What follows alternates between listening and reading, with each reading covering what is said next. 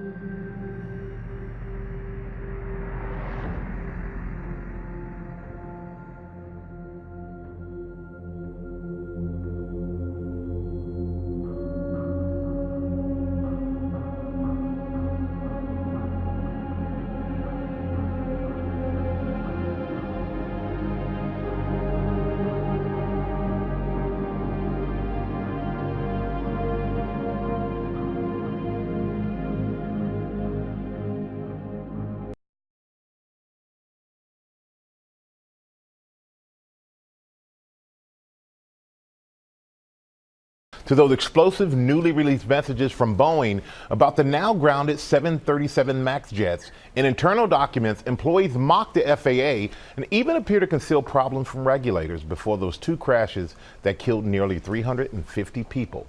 A trove of documents released overnight paint an embarrassing picture for Boeing and its handling of the 737 MAX.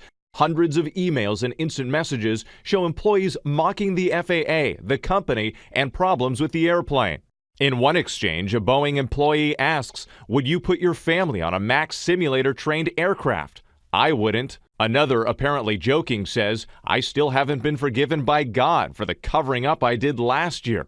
Several others blast the aircraft's designers, one writing, "This airplane is designed by clowns, who in turn are supervised by monkeys."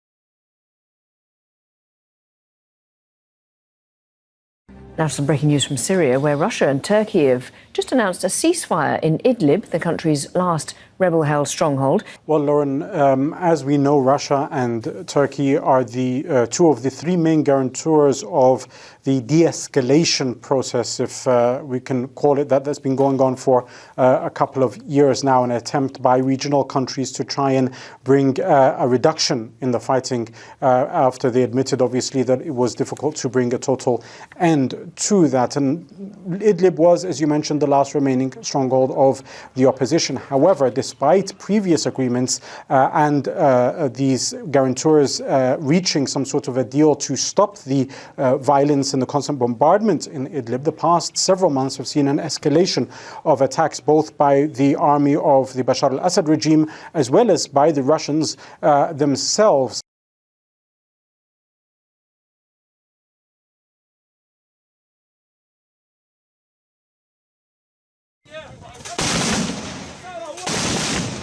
Libyan warlord Khalifa Haftar says the fighting will continue.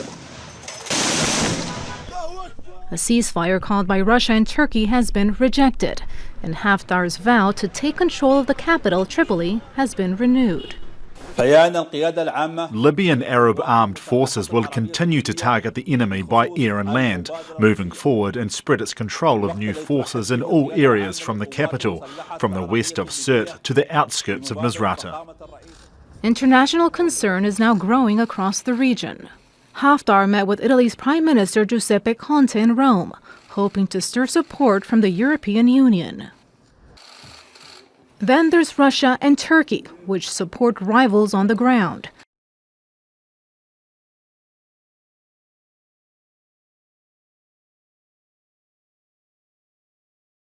One of the biggest waterbombing helicopters in the world has landed in Brisbane, ready to battle raging bushfires.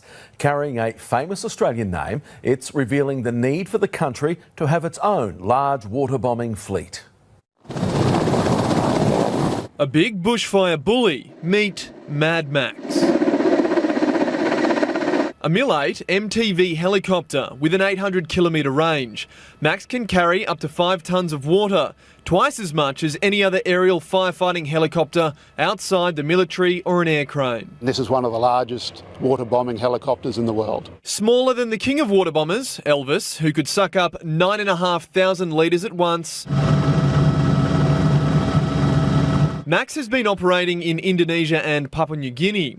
Private owners Aeropower and Heavylift have brought him into Brisbane, ready to head south.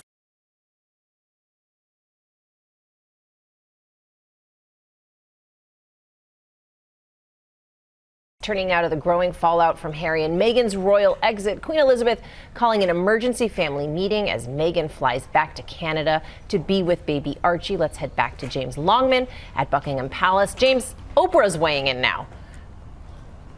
Yeah, that's right, Cecilia. Well, crisis talks are ongoing this morning. The Queen and Princes Charles, William and Harry all in discussions. They're trying to find what the palace is calling a workable solution to Harry and Meghan's hopes of stepping back from royal life. We now know Harry defied a direct order from his grandmother to not go public with their idea before the family had agreed. And there's a lot to be worked out concerning funding. Will Charles continue to pay for his son? And while her husband deals with the fallout, Meghan is back in Canada, reunited with baby Archie. Canada, of course, one of the places they plan to spend a lot more time.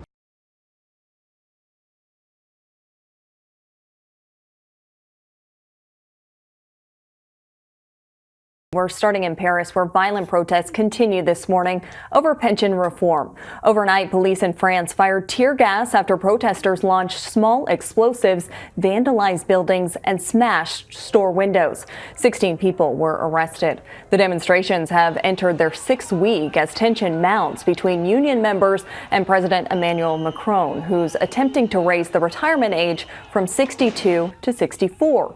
In addition to the protests, ongoing strikes have brought transportation in Paris to a standstill and cost the state's railway system nearly $800 million in lost revenue.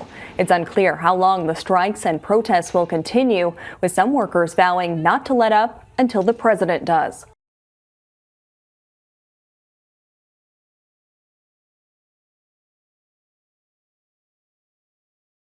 An armed robbery at a mall in central Thailand has left 3 people dead, including a toddler. 4 others were injured.